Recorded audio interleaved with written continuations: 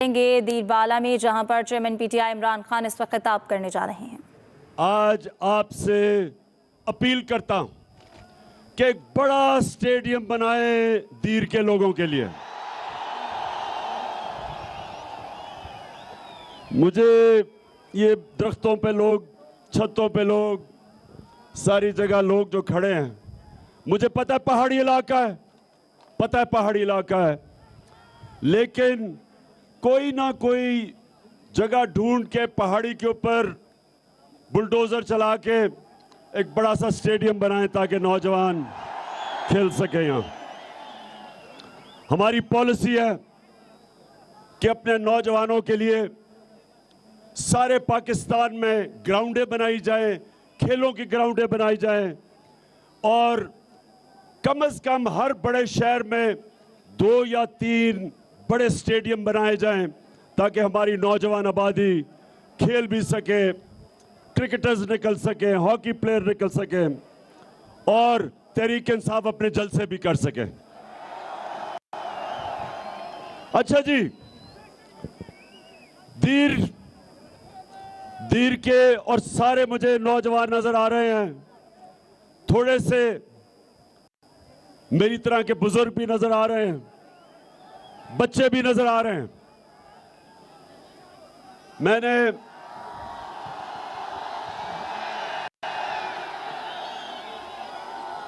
हमारा सुने सुने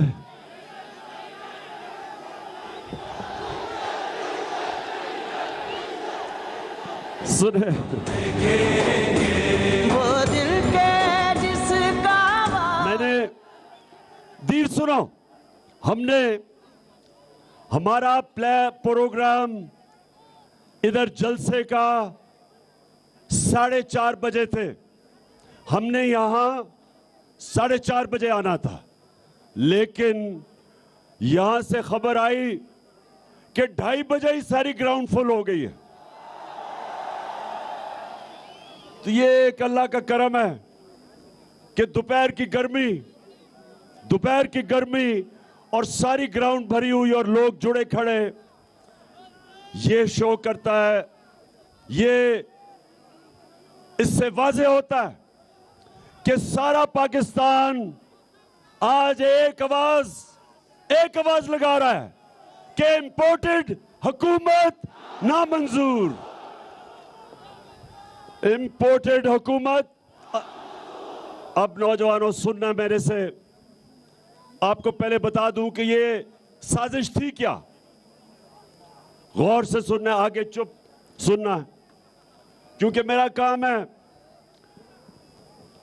अपने पाकिस्तानियों को शऊर देना, अपने मुल्क को इसकी दिफा के लिए, राय हक के लिए, इंसाफ के लिए, अपनी कौम के लिए। मैं चाहता हूं कि हमारा नौजवान अपनी कौम के लिए खड़ा हो और कभी किसी की गुलामी कबूल ना करे।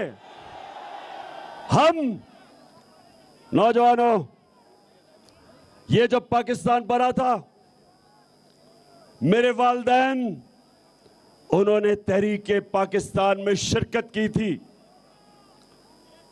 और सबको पता है कि जो तहरीक इंसाफ का जो मंशूर था, वो तहरीक पाकिस्तान और करारदाद पाकिस्तान से हमने लिया था। तो पाकिस्तान बनने का नारा था, जिस तरह भी कहा गया कि पाकिस्तान का मतलब क्या, मेरा तेरा रिश्ता क्या,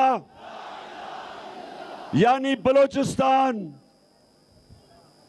पुराना कबाली इलाका, पख्तूनख्वा, पंजाब, सिंध, हमारा रिश्ता ला इलाहा इल्लल्लाह है।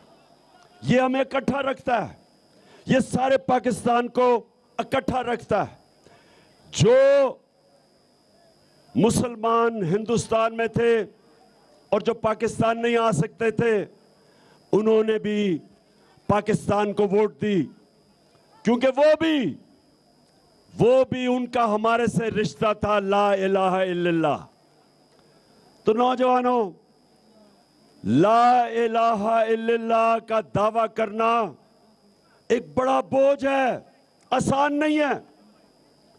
जब आप अल्लाह को कहते हैं कि अल्लाह तेरे सिवा मैं किसी के सामने नहीं झुकूंगा, नौजवानों, ये बड़ा दावा है।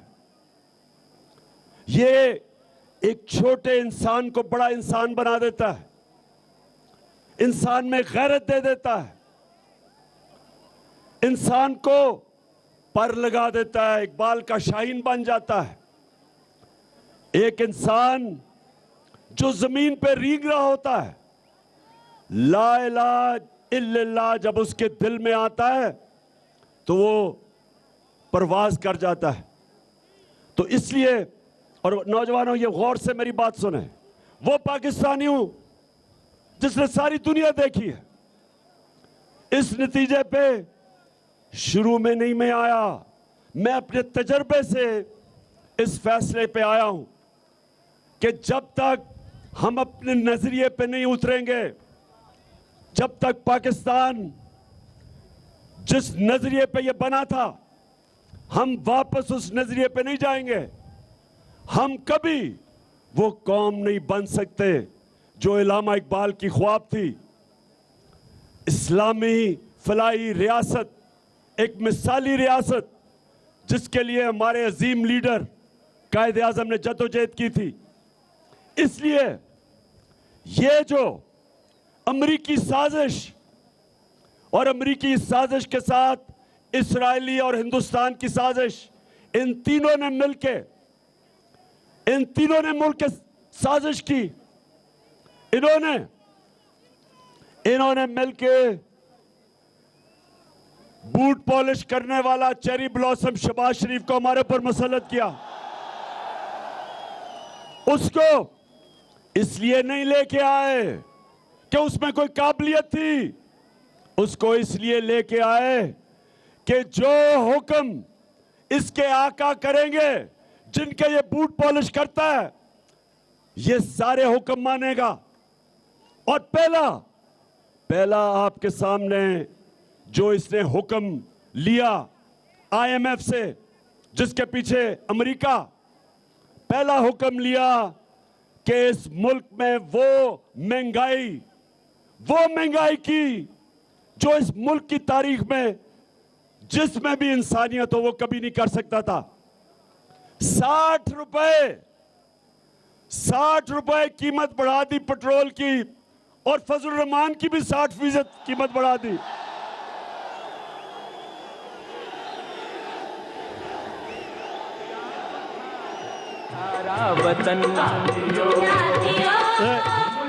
डीजल ने डीजल को जब पता चला कि उसकी कीमत 60 रुपए बढ़ गई, वो उम्रा करने चला गया। उसने कहा पाकिस्तान से भागो। पहले ही डीजल की आवाजें लग रही थी, अब वो पब्लिक में कैसे जाएगा, वो उम्रा करने चला गया। और उम्रा करने भी भेस बदल के गया, क्योंकि मुझे शक है कि वहां भी लोगों ने देख लिया तो वहां भी डीजल की आवाजें लग जाएंगी। हालांकि हम उन मुकद्दस जगहों में ये कहते हैं कि कभी किसी पे आवाज ना लगे, लेकिन सुने, खामोशी सुने जरा। अब हमारी जब हुकूमत थी, हमें भी IMF ने जोर लगाया कि डीजल और पेट्रोल बढ़ा दो, बिजली बढ़ा दो, हमारे ऊपर भी प्रेशर था। लेकिन इमरान खान का जीना मरना पाकिस्तान में है, और उसके दिल में ला इलाहा इल्लल्लाह है। वो किसी के सामने नहीं झुकता, किसी से खौफजदा नहीं। जो मैं चाहता हूं नौजवानों, मैं चाहता हूं आप सब ये हो, कभी आपने किसी के सामने नहीं झुकना, क्योंकि ये शिर्क है। ला इलाहा इल्लल्लाह आपको गैरत देता है। और जब IMF ने हमारे ऊपर प्रेशर डाला तो हमें कहा कि 10 रुपए पेट्रोल की और फजल रहमान की कीमत बढ़ा दो, तो हमने 10 रुपए पेट्रोल और फजल रहमान की कीमत कम कर दी और बिजली की कीमत 4 रुपए यूनिट कम की। हमने क्यों की? क्योंकि हमें पता था कि आलमी महंगाई है, आलमी महंगाई है, सारी दुनिया में महंगाई आई हुई है, तो हम अपने लोगों को इस महंगाई से बचाएं। हमने और जगह से पैसे खींचे, हमने कोशिश की कि और जगह से अपना पेट काट के कम से कम हम अपने लोगों के ऊपर डीजल और पेट्रोल का इसलिए बोझ ना डालें क्योंकि जब डीजल, पेट्रोल और बिजली जब ये महंगे होते हैं तो सारी चीजें महंगी हो जाती हैं, घरों में मुश्किल पड़ जाती है। तनख्वाहदार तबके का महीने का खर्चा वो निकाल नहीं सकता अपनी तनख्वाहों से, गरीब हो जाता है। जो रिक्शा चलाता है, जो मजदूरी करता है, जब वो तंदूर पे जाता है तो गैस से रोटी नान बनता है, तो वो सारी चीजें महंगी हो जाती हैं। आपकी ट्रांसपोर्ट महंगी हो जाती है, स्कूल की फीस महंगी हो जाती है। इसलिए हमने रोका हुआ था अपने लोगों को बचाने के लिए, और हम कोशिश कर रहे थे कि अपने मुल्क की दौलत में इजाफा करें। हम कोशिश कर रहे थे कि अपने मुल्क की दौलत में इजाफा और मुल्क की आमदनी में इजाफा हो, ताकि हम कहीं और से पैसे जमा करके लोगों का बोझ कम करें। हमने अपने दौर में, दीर के लोगों ये सुन लो, पाकिस्तान की तारीख में सबसे ज्यादा पैसा इकट्ठा किया, सबसे ज्यादा टैक्स इकट्ठा किया। वो टैक्स की वजह से हमने कोशिश की कि उसमें से टैक्स जाए आपके ऊपर, पेट्रोल और डीजल की कीमत कम रहे आपको बचाने के लिए। तो आमदनी उठाई, पाकिस्तान में 6% हमारी आमदनी में इजाफा हुआ। अपनी ये जरा सुने, हमारे दौर में हम जब आए थे 1680 औसत आमदनी थी। हमारे 3.5 साल के बाद 26,000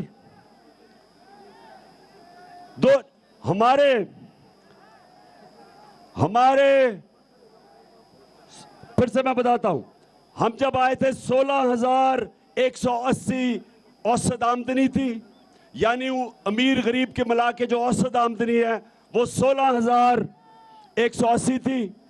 हमारे 3.5 साल के बाद 26,300 औसत आमदनी हुई, 62% ऊपर गई, 62% ऊपर गई। कौम की दौलत की बढ़ाने की कोशिश की और उधर से फिर टैक्स ज्यादा इकट्ठे किए और उससे कोशिश की कि अवाम के ऊपर बोझ कम हो। हेल्थ कार्ड लेके आए कि हर खानदान के पास 10 लाख रुपए की हेल्थ इंश्योरेंस हो, किसी भी अस्पताल में अपना इलाज करवा सके। एहसास के प्रोग्राम लेके आए, कामयाब पाकिस्तान के गरीबों को सूद के बगैर कर्जे दिए जाएं, बिजनेस के लिए, किसानों के लिए। सारी कोशिश की कि मुल्क में अपने लोगों के, अवाम के ऊपर बोझ कम किया जाए, नीचे से तबके को ऊपर उठाया जाए। और मुझे खुशी ये थी, दीर के लोगों सुनो, हमारे दौर में सारे बर्रे सगीर में जिस मुल्क ने सबसे ज्यादा रोजगार दिया वो पाकिस्तान था। तो हमने क्यों ये कोशिश की? क्योंकि हमारे ना इमरान खान के पैसे बाहर पड़े हैं, ना इसकी दौलत बाहर है, ना इसकी बिजनेस बाहर है, ना इसके कारखाने बाहर हैं।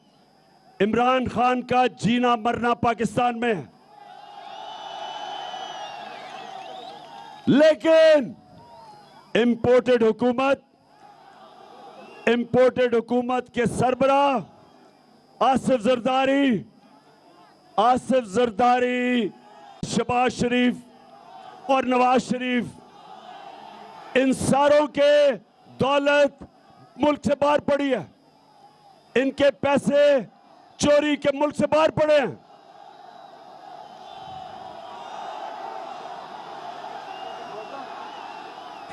जो लोहे दिल पे लिखा है हम देखेंगे, लाजिम है कि हम भी देखेंगे, सो आज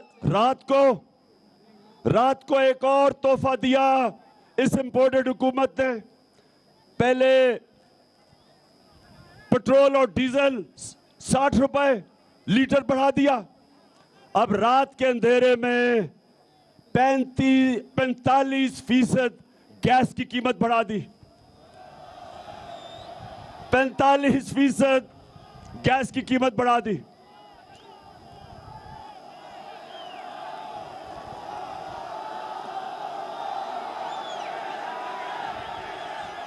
सितम के कोहे गरा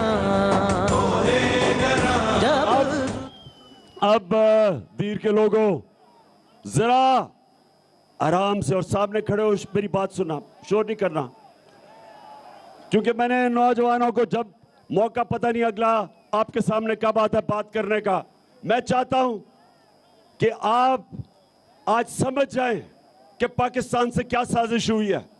एक गवर्नमेंट जो अच्छी भली चल रही थी, जो हर तरह रिकॉर्ड एक्सपोर्ट, आमदनी ऊपर तब जाती है जब आपकी एक्सपोर्ट्स बढ़ती हैं।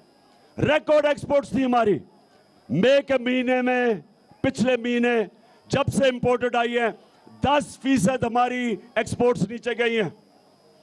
हमारा टैक्स कलेक्शन रिकॉर्ड, हमारी 5 फसलों में 2 साल रिकॉर्ड हमारी फसलें बढ़ी, प्रोडक्शन हुई। हमारी आईटी जो टेक्नोलॉजी जो हमारा मुस्तकबिल है, उसमें हमने 75% इंक्रीज की, वो बढ़ी। तो मैं अब आपके सामने पूछता हूं कि ये गवर्नमेंट गिराई क्यों? जब ये नून लीग और पीपल्स पार्टी की गवर्नमेंट्स गिरती थी, करप्शन पे गिरती थी, करप्शन पे निकाली जाती थी। ये गवर्नमेंट को इन्होंने कहा कि हमने महंगाई के ऊपर गिराई है। ये बिलावल भुट्टो मार्च, उसने कोई मार्च की इस्लामाबाद, महंगाई मार्च, तो वो महंगाई और ये 30 दिन में जो महंगाई हुई है, जो हमारे 3.5 साल में सारी कौम के सामने है, ये महंगाई की वजह से गवर्नमेंट नहीं गिराई गई, ये गवर्नमेंट साजिश के तहत गिराई गई ताकि ये अमेरिका के पुतलों के ऊपर बैठाया जाए। जो हिंदुस्तान से शरीफ खानदान के ताल्लुकात हैं, ये उनके लोग यहां लाए जाएं, जो कि इस्राइल में पहली दफा पाकिस्तान के लोग भेजे हैं, जिसमें एक सरकारी इदारे में काम करता है वो भी गया है। ये सारी कोशिश ये है कि जो एजेंडा हिंदुस्तान, इस्राइल और अमेरिका का है, वो पाकिस्तान पे नाफिज किया जाए और पाकिस्तान को एक गुलाम बनाया जाए। इसलिए नौजवानों, मैं आप सबके पास आया हूं, आपने सबने मेरे साथ चलना है। हमने किसी सूरत ये गुलामी तस्लीम नहीं करनी।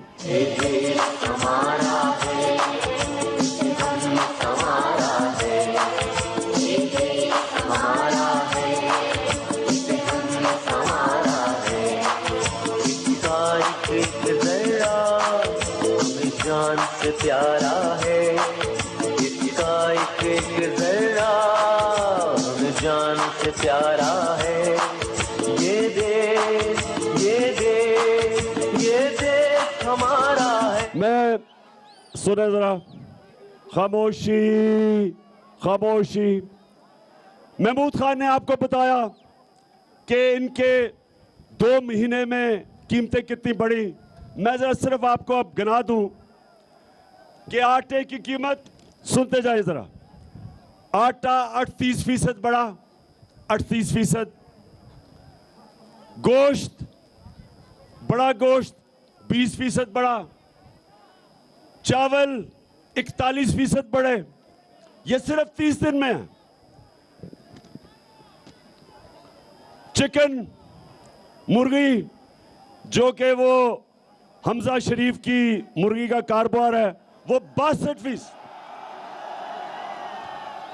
62% मुर्गी का कीमत बढ़ी, जिसको हमजा मुर्गी कहते हैं।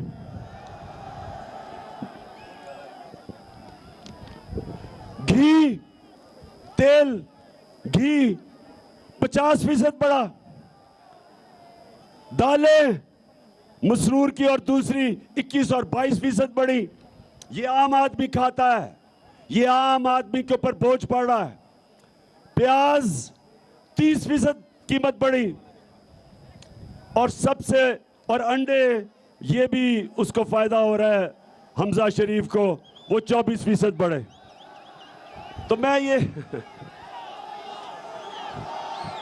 अच्छा सुन, अच्छा अभी शहबाज शरीफ आज आपने सुने तो से सुने,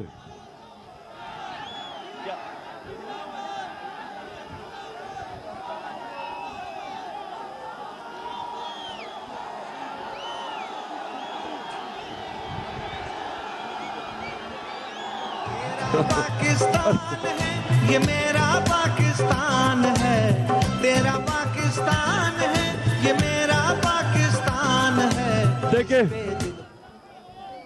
पहले मैं शहबाज शरीफ की बात कर लूं। आजकल उसकी आपने शक्ल गौर से देखी है, बहुत घबराया हुआ है। शक्ल पे अजीब सा खौफ आया हुआ है। कहता मुझे पता ही नहीं था कि क्या बारूद की सुरंगें बनाई हुई हैं। शहबाज शरीफ, मैं तुम्हारे से एक सवाल पूछता हूं अपने दीर के नौजवानों के सामने कि शहबाज शरीफ, अगर आपसे हुकूमत नहीं होती थी तो ये साजिश की क्यों? आज कह रहे हैं जी बड़ी मुश्किल हालात है, तो ना साजिश करते। आज कह रहे हैं जी इमरान खान की वजह से सब कुछ हुआ, तो इमरान खान को रहने देते। फिर तो जिम्मेदारी मेरी होनी थी। अगर इतनी साजिश करके, बूट पॉलिश करके और अपनी शक्ल बूट के अंदर देख के इतने जबरदस्त तरीके से बूट पॉलिश करके अब इक्तदार में आ गए हो, तो अब जिम्मेदारी लो। हम जब आए थे, जो तुम्हारी हुकूमत गई थी, पाकिस्तान की तारीख का सबसे बड़ा बैरूनी खसारा था,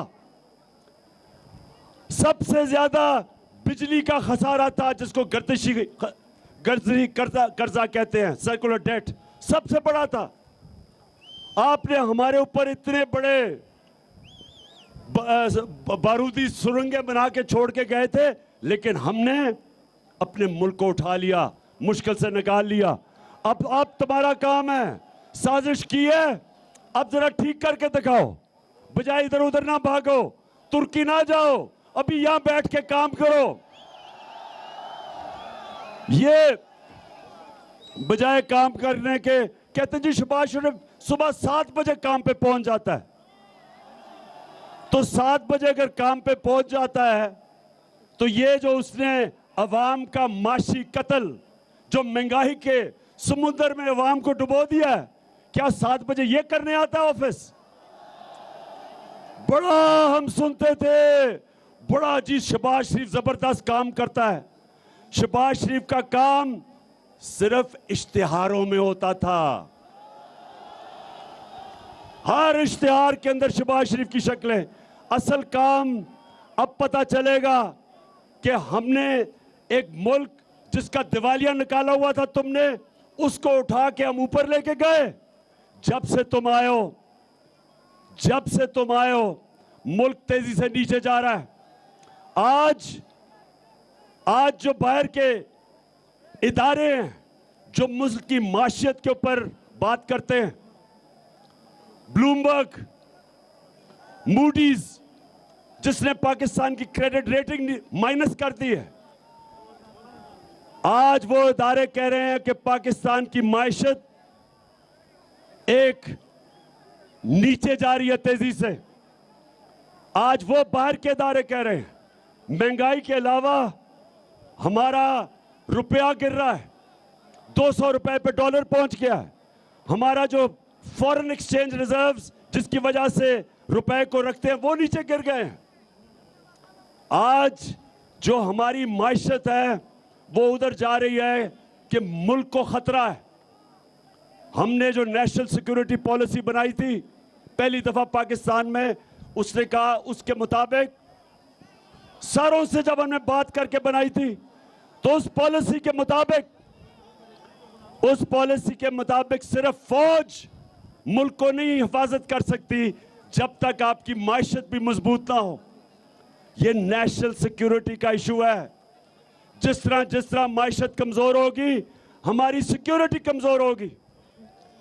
जिस तरह सोवियत यूनियन की मिसाल है कि सोवियत यूनियन दुनिया की सबसे ताकतवर अमेरिका के साथ फौज थी, लेकिन जब उसकी माइशत गई तो वो टूट गया। हमारे सामने लेबनान, दुबई की जगह एक वक्त पे सारे दुनिया लेबनान जाती थी दुबई की जगह। आज लेबनान, आज वो मुल्क बैंकरप्ट हो गया। 60% आबादी उसकी गुर्बत की लकीर से नीचे चली गई। तो मुल्क, अगर हम आज मेरी तरह के लीडर ना बताएं कि मुल्क किधर जा रहा है, हम अपने मुल्क से ज्यादती करेंगे। ये इस तरह है कि जिस तरह बाप आप अपने बेटे को कहता है कि अगर तुम ये रास्ता इख्तियार करोगे तुम अपनी तबाही का रास्ता ले रहे हो। हमारा भी काम है ये बताना कि जो ये इंपोर्टेड हुकूमत एक साजिश के जरिए इस मुल्क पे मुसल्लत की गई है, ये मुल्क को तबाही की तरफ लेके जा रही है। 2 महीने के अंदर इन्होंने मुल्क की सारी माइशत भी नीचे और अवाम को भी कुचल दिया है। और इसलिए सवाल ये होता है, हम सवाल पूछते हैं अपने न्यूट्रल से कि आपका काम सिर्फ जब आपका काम मुल्क की दफा करना है, और जब पता चला कि ये मरासला आया, अमरीकनों ने, ये डोनाल्ड लू ने हमारे एम्बेसडर को खत लिखा और मीटिंग में नहीं, खत नहीं लिखा, मीटिंग में कहा कि इमरान खान को निकालो नहीं तो मुल्क को मुश्किलों का सामना करना पड़ेगा। और अगर तुमने इसको अदम एतमाद में निकाल दिया तो हम तुम्हें माफ कर देंगे। ये जब नेशनल सिक्योरिटी काउंसिल के अंदर रखा गया तो सारे हमारी क़यादत थी वहां, फॉरेन ऑफिस, अस्करी क़यादत, पॉलिटिकल क़यादत, सब बैठे थे। तो जब नेशनल सिक्योरिटी काउंसिल ने यह कह दिया कि मुदाखलत हुई है, बैरूनी मुदाखलत हुई है और अमेरिका की मजम्मत की गई, डिमार्च किया गया, तो फिर क्या हमारी जिनका काम है मुल्क की दिफा करना, क्या उनका काम नहीं था कि इस मुदाखलत के खिलाफ पूरी कोशिश करते, रोकते, बजाय न्यूट्रल रहने के? क्योंकि आज नुकसान तो पाकिस्तान को हो रहा है, आज हमारा मुल्क मुश्किल में है। ये साजिश के तहत जो हुकूमत आई है इसने हमारे मुल्क का मुस्तकबिल अंधेरे में कर दिया। और इसलिए एक ही रास्ता है इससे निकलने का, और वो है साफ और शफाफ इलेक्शन। कोई दूसरा रास्ता नहीं है। दीर, आप तैयार हो? इलेक्शन के लिए तैयार हो? सारा पाकिस्तान इलेक्शन के लिए तैयार है। सारा पाकिस्तान चाहता है कि ये जो बाहर से इंपोर्टेड हुकूमत जो हमारे ऊपर मुसल्लत की है, इससे सिर्फ एक तरीके से पाकिस्तान को निजात हासिल मिल सकती है कि पाकिस्तान के लोगों को फैसला करने दो कि वो किस किस्म की गवर्नमेंट चाहते हैं। ये पाकिस्तान अवाम फैसला करे, ये वॉशिंगटन या इस्राइल में या हिंदुस्तान, ये हमारा फैसला ना करे मुस्तकबिल का। हाथ खड़ा करके बताएं आप इसके साथ हैं।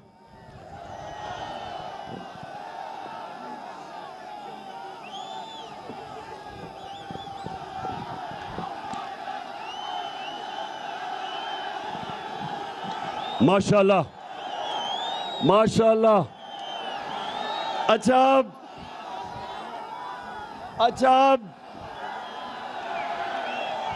जी, सारी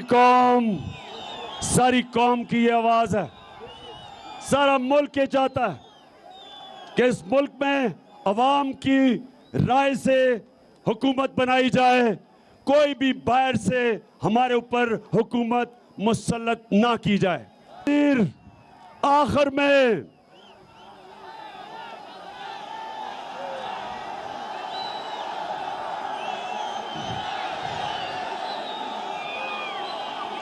सुने, मेरी दीर के नौजवानों, मेरी कोशिश है कि मैं अपने नौजवानों की तरबियत भी करता जाऊं। दुनिया की तारीख सुने जरा, दुनिया की तारीख एक चीज बताती है, जो अल्लाह हमें कुरान में कहता है। अल्लाह कहता है मेरी जमीन पे निकल के देखो कितनी कौमें बर्बाद हुई जो मेरे हुक्म पे नहीं चली। अल्लाह का हुक्म है राय हक का, इंसाफ का। जो कौम जुल्म का मुकाबला नहीं करती, जो कौम जुल्म के बुत के सामने झुक जाती है, जो कौम इंसाफ के लिए नहीं खड़ी होती, अल्लाह उसको खत्म कर देता है और नई कौम ले आता है। कुरान की आयत है कि मैं किसी और कौम से तब्दील कर देता हूं। तो पाकिस्तानियों ये याद रखें कि ये बड़ी मुश्किलों से पाकिस्तान मिला था हमें, लाखों जानों की कुर्बानियां थी। एक अजीम लीडर, हम खुशकिस्मत थे कि हमारे पास कायदे आजम जैसा लीडर था जिसने अपनी जान के ऊपर खेल के इस मुल्क को बनाया। हम बहुत खुशकिस्मत हैं। इसलिए इस कौम को बचाना हम सब की जिम्मेदारी है। इन चोरों और डाकुओं को जो मुसल्लत किया हमारे ऊपर, इनसे बचाना हम सब की जिम्मेदारी है। ये शहबाज शरीफ जो कहता था कि जी बड़ा काबिल आदमी है, आज पता चल गया कि ये सिर्फ एक वजह से इख्तिदार में आया था, अपनी चोरी बचाने के लिए, करप्शन बचाने के लिए। 16 अरब रुपए के नैब में केस थे, FIA में, और 8 अरब रुपए इसके और इसके बच्चों के नैब में केस थे। 24 अरब रुपए के करप्शन के केस थे। केस पूरे हो चुके थे, इसको सजा मिलनी थी। इसको जब ये प्राइम मिनिस्टर का हल्फ लिया, उस दिन इसको और इसके बेटे को जो पंजाब का चीफ मिनिस्टर है, दोनों को FIA के केस में सजा होनी थी। इनकी पूरी कोशिश इख्तिदार में आने की वजह यह एक थी कि अपने करप्शन के केसेस से ये बचे। अब FIA के ऊपर बैठ गए और FIA के ऊपर इन्होंने तब्दीलियां की हैं, अपने ऑफिसर लेके आए हैं। शुक्र है कि सुप्रीम कोर्ट ने ये केस उठाया है और ये आज सारा पाकिस्तान देख रहा है कि क्या इस मुल्क में सिर्फ छोटा चोर जेल में जाएगा, क्या बड़ा डाकू इस मुल्क में हमारा इंसाफ का निजाम पकड़ सकता है या नहीं पकड़ सकता। अभी तक हमारा इंसाफ का निजाम सिर्फ छोटे चोरों को पकड़ता है, बड़े डाकू नहीं पकड़े जाते। और ये भी नबी ने कह दिया था सल्लल्लाहु अलैहि वसल्लम ने कि वो कौम नहीं चल सकती जो सिर्फ छोटे चोरों को जेलों में डालती है और ताकतवर को नहीं पकड़ सकती। ये FIA का केस और नैब का केस, इनका ऐसा केस था कि अगर अभी कोई ताकतवर ना होता तो बड़ी 1 साल पहले जेल में होता, क्योंकि इनके पास ताकत थी, इनके पास कनेक्शन थे, ये बच गए और बचने गए हैं। और साजिश के तहत इनको लाया इसलिए गया है कि करप्ट लोग कभी स्टैंड नहीं ले सकते, अपने मुल्क के मफादात के लिए नहीं खड़े हो सकते। और दूसरी काम ये कर रहे हैं, इलेक्शन कमीशन के साथ मिलके ये पूरे तैयारी कर रहे हैं अगर इलेक्शन धांधली से जीतने के लिए, क्योंकि अवाम के अंदर तो जब ये निकलते हैं तो दो ही नारे होते हैं,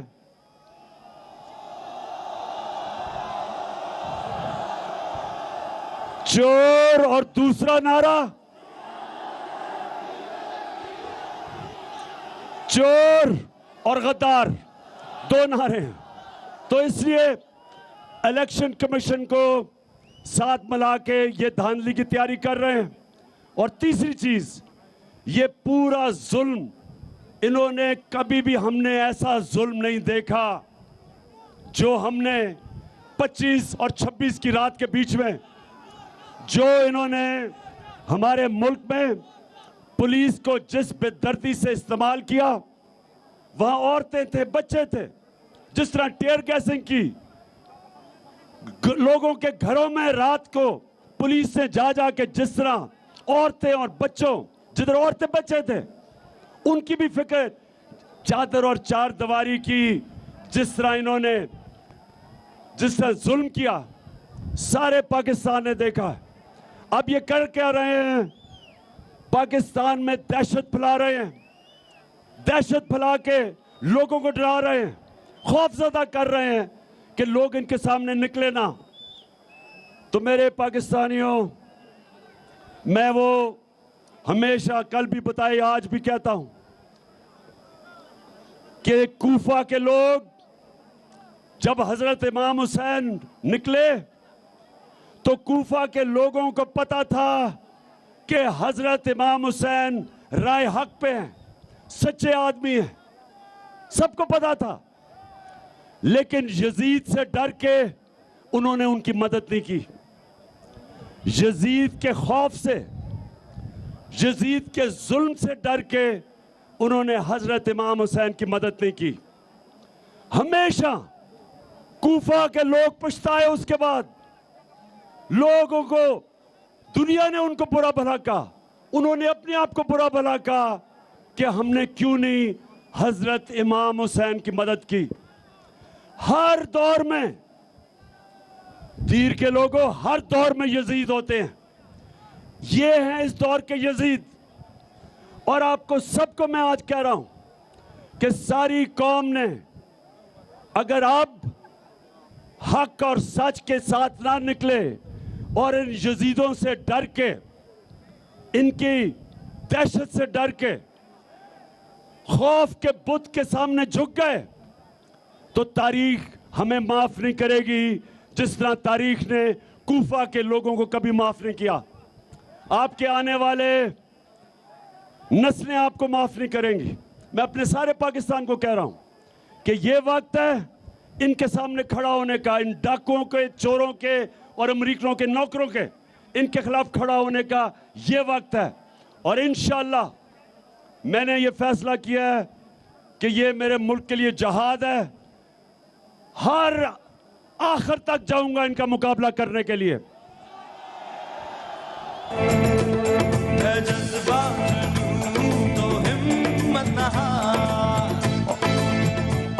आखिर तक जाऊंगा, जब तक मेरे में दम है इनका मुकाबला करूंगा। क्या आप भी सब हाथ खड़ा करके सारी जगह बताएं कि आप सब तैयार हैं?